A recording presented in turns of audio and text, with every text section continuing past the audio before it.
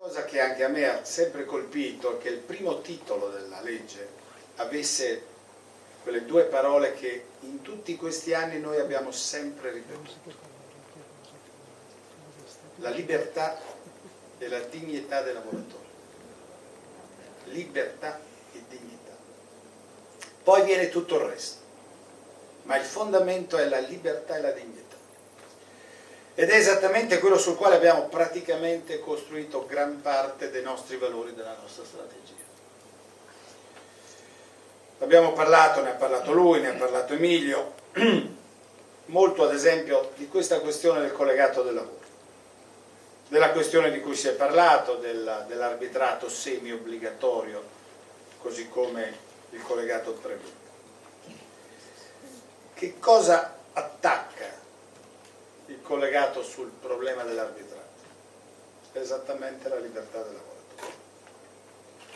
Perché quando l'arbitrato non viene ad essere una libertà in più, ma viene ad essere una libertà che non ti trovi più a poter esercitare, se sei costretto al ricatto di scegliere al momento dell'assunzione o 30 giorni dopo, perché non cambia. Non è quello il tempo che ti fa cambiare la tua libertà di scegliere, e devi scegliere per sempre del resto della tua vita lavorativa. È chiaro che a quel punto la tua libertà viene meno, e a quella libertà corrisponde il fatto che viene meno il rispetto di quella norma della nostra Costituzione, che in un articolo di cui non ricordo mai il numero prevede esattamente il diritto per ogni cittadino della Repubblica, se lo vuole, di ricorrere al giudice per far valere i propri interessi, i propri diritti e le proprie tutele. Il nesso quindi non potrebbe essere più forte. Lo Statuto partiva esattamente dall'idea di costruire attraverso le leggi un sostegno a quei processi contrattuali che avevano allargato e dato un fondamento alla libertà e alla dignità dei lavoratori. E d'altra parte noi parliamo molto dell'articolo 18, ne abbiamo parlato, abbiamo lottato per difenderlo. Giustamente l'articolo 18 richiama sempre l'articolo 28 dello Statuto, quello della ricostituzione delle condizioni sulle quali si è esercitato un'alterazione del diritto, ma anche l'articolo 18 è un fattore di libertà.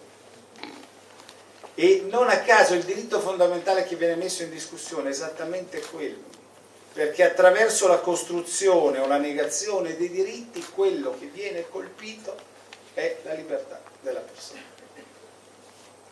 D'altra parte i più giovani forse non sanno, ma la prima e straordinaria forza dello Statuto, che riprendeva poi la conquista contrattuale dei meccanici, è stato quello della libertà di fare assemblee nei luoghi di lavoro,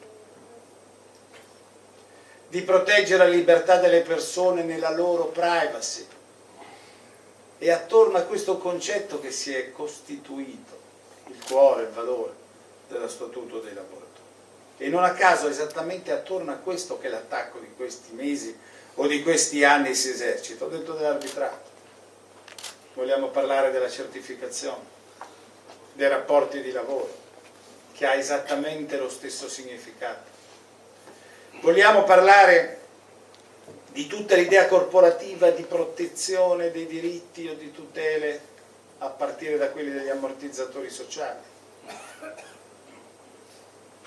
Vogliamo immaginare la costruzione di uno Stato, cioè in cui i diritti non sono universali per una larga parte, ma diventano tutti assoggettati alle conclusioni che negozialmente puoi avere settore per settore o territorio per territorio, dove la costruzione della libertà per alcuni è la negazione della libertà per gli altri. Io credo che questa sia la vera posta in gioco dello scontro sulla parte dei diritti. E la cosa più pesante dell'attacco che il governo, non solo, ma anche il sistema delle imprese o la sua parte, muove su questo versante è che si usa questa leva nel momento in cui il lavoratore è più debole, perché questa è una crisi che indebolisce il lavoro. Io la cosa che trovo moralmente più pesante di questo attacco e non di non vedere come si possa avere da uno schieramento politico che pur sempre di centrodestra, bisognerà pure dirlo, e cioè si ispira a valori e criteri che sono contro quelli del mondo del lavoro e dei diritti dei cittadini, ma che si usi questa leva nel momento in cui la crisi pone più problemi e più difficoltà alla condizione del lavoro. Come è sempre avvenuto, non c'è mai stata una crisi che ha rafforzato i diritti dei lavoratori. La crisi rende più fragili, più deboli la difesa del lavoratore. Figurarsi quella che è stata chiamata la crisi più grave dopo quella del 29. Qui trovo la vera questione morale dell'attacco alla condizione del lavoro. Non basta cioè la cassa integrazione, abbiamo sentito il compagno di Montefeltro, non basta la cassa integrazione, la disoccupazione dei giovani, il fatto che nelle aziende non sai la mattina se il giorno dopo potrai continuare a lavorare, non bastava tutto questo, no, ci voleva proprio un attacco in questa fase, in questa condizione.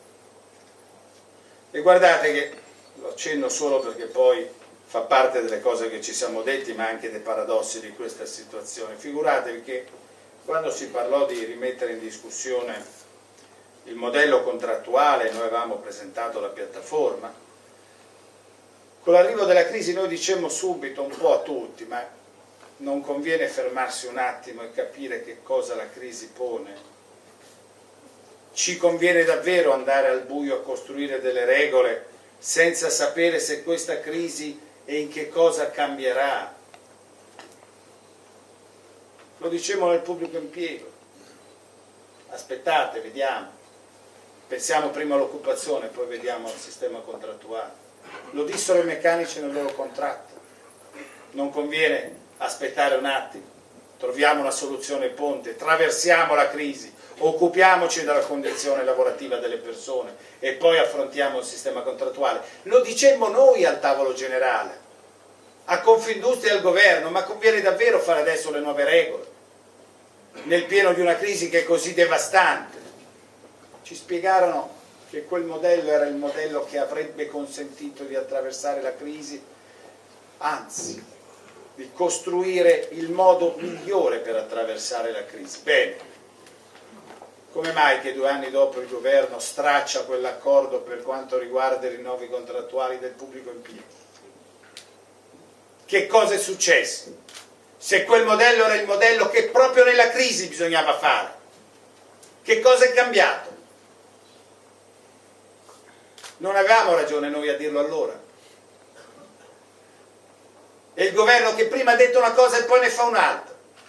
E Cisleui, che quando noi dicevamo queste cose ci dicevano no, non capite, bisogna farlo adesso. Cosa dicono sul fatto che per un pezzo del lavoro dipendente, in modo particolare tutto il lavoro pubblico, quell'accordo non c'è più? E non c'è più sul contratto nazionale, non c'è più sul contratto di secondo livello. Protestano? E chi di noi ha in tasca la garanzia che passati 3 anni e 4 anni si ricomincia a contrattare? C'è da qualche parte la norma scritta? Si passano questi 3 anni ma nel secondo si comincia a costruire il quarto? E c'è qualcuno qui dentro che pensa che se si bloccano tutti i contratti del settore pubblico, per il settore privato non succede nulla?